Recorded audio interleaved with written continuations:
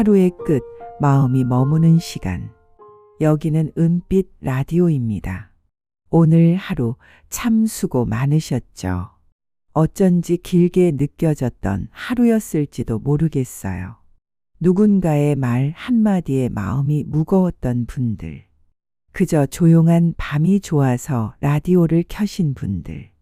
지금 이 순간 함께해서 반갑습니다. 저는 진행을 맡은 박은하입니다. 오늘은 부산에서 보내주신 이연자님의 사연을 소개하려고 합니다. 저는 올해 69, 부산에 살고 있는 이연자입니다. 요즘 들어 샤워를 마치고 나오면 세상이 빙빙 도는 것 같아요. 한 번은 욕실 문턱을 넘다가 그대로 주저앉을 뻔했어요.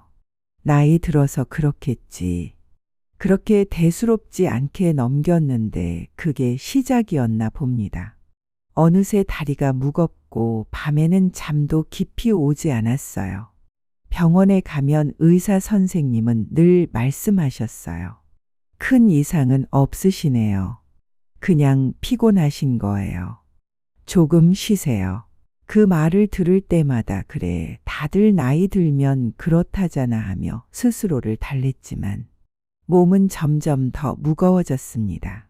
지팡이가 없으면 밖에 나가기조차 힘들었어요.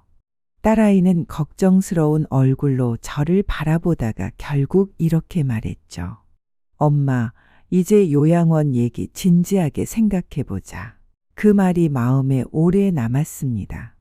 마치 인생의 문이 천천히 닫히는 소리를 들은 것 같았어요. 며칠 뒤 다시 병원을 찾았습니다. 이번엔 꼭 원인을 알고 싶었어요. 진료실 문을 열자 나이 지긋한 의사 선생님이 제 얼굴을 유심히 보시더군요. 이연자 씨, 혹시 샤워하고 나올 때 어지럽거나 힘 빠질 때 없어요? 깜짝 놀랐습니다. 딱 제 증상이었거든요.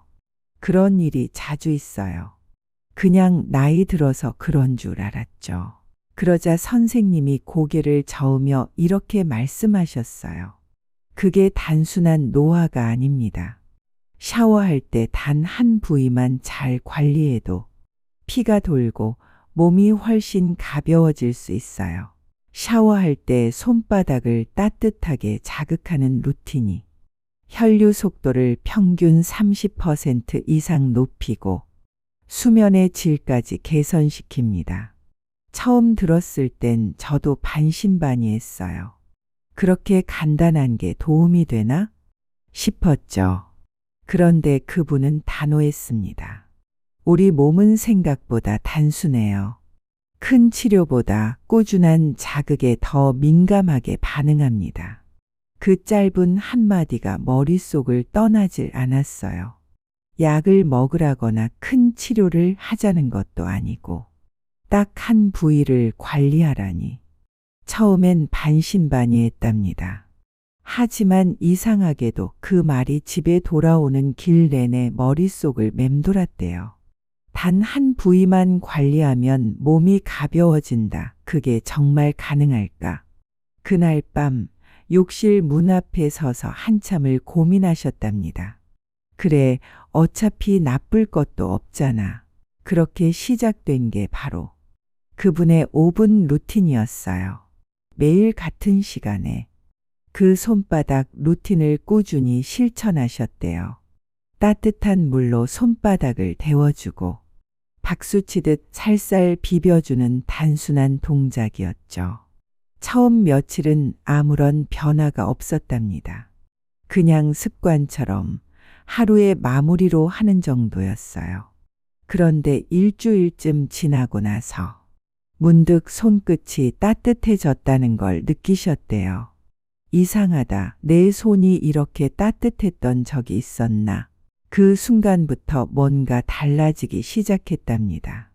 차갑던 손끝에 온기가 돌자 그 온기가 팔로, 어깨로 그리고 몸 전체로 번져갔다고 해요. 2주가 지나면서 다리의 묵직함이 조금씩 사라지고 밤에는 예전보다 깊이 잠들기 시작했습니다. 새벽마다 깨던 습관도 줄고 아침엔 몸이 한결 가벼워졌다고 하셨어요. 그냥 잠을 잔 게 아니라 제대로 쉰 것 같았어요. 이연자님은 그렇게 표현하셨습니다. 몸이 회복되자 마음도 함께 밝아졌대요. 무겁던 표정에 미소가 돌아오고 오랜만에 거울 속 자신을 보며 괜찮다, 아직 나 살아있네. 그렇게 중얼거렸답니다. 한 달이 지나 병원에 다시 갔을 때 의사 선생님도 놀라셨다고 합니다. 이연자 씨, 얼굴빛이 완전히 달라졌네요. 지팡이 없이 걸어오신 거예요. 그녀는 살짝 미소 지으며 대답하셨대요. 네, 오늘은 그냥 걸어봤어요. 생각보다 괜찮네요.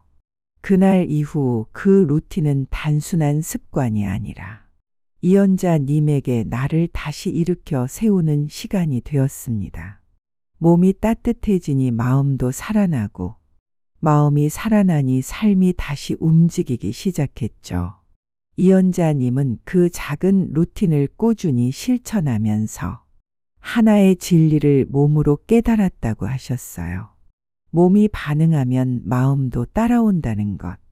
우리가 잊고 지내던 아주 단순한 진리죠.